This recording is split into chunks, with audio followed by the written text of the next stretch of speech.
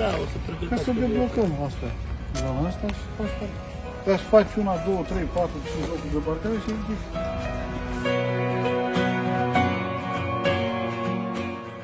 Am discutat cu constructorul, sperăm ca într-o lună de zile până la sfârșitul lunii septembrie să fie redată traficului în condiții foarte bune. Tot ce am gândit anul ăsta să dezvoltăm și să modernizăm străzile este de a pregăti proiectul viitor, strada București, pentru că va trebui să o închidem pe tronsoane și atunci trebuie să creăm pe stânga și pe dreapta București, trebuie să creăm culoare de fluidizare, să putea să nu încurcăm lumea și să aibă un trafic foarte bun.